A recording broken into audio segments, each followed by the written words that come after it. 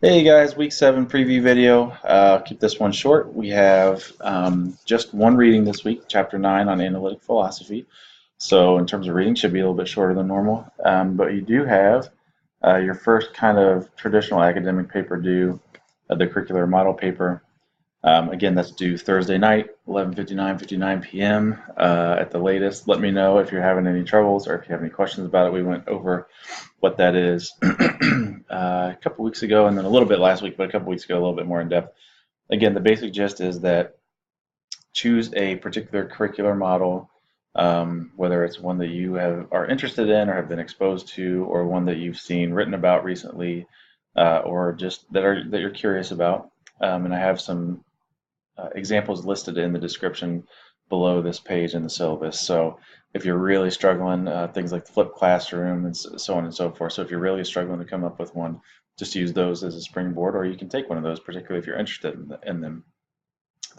If you have questions about what may or may not fit, or you have an idea of something and what might help, just reach out as soon as possible to ask me about that. But basically, the gist is you want to choose a curricular model, give some background about what that is, what you learned about it, what you know about it, give the reader some introduction to it, and then apply it to today's current higher education context. Why is it important?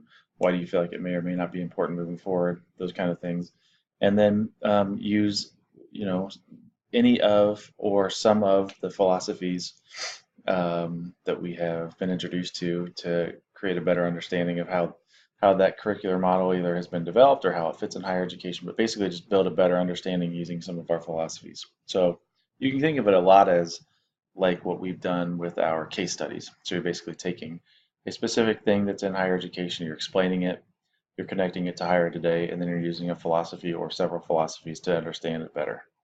Again, as always, just reach out. Let me know if you have any questions or concerns, or if you want me to look at a draft for some feedback. Do that as early as possible. To do Thursday night. The other thing that I wanted to mention, and again, last thing is only chapter 9. Last thing I wanted to mention was y'all got your Reflection A, Curricular Reflection A. I've started going through those.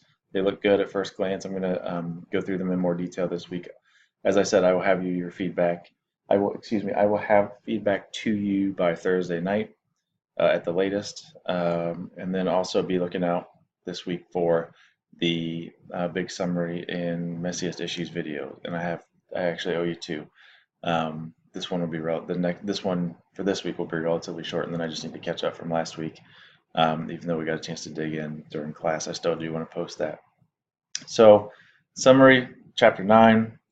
I will get you your feedback on your first reflection paper, and then your curricular model paper is due Thursday night. Okay?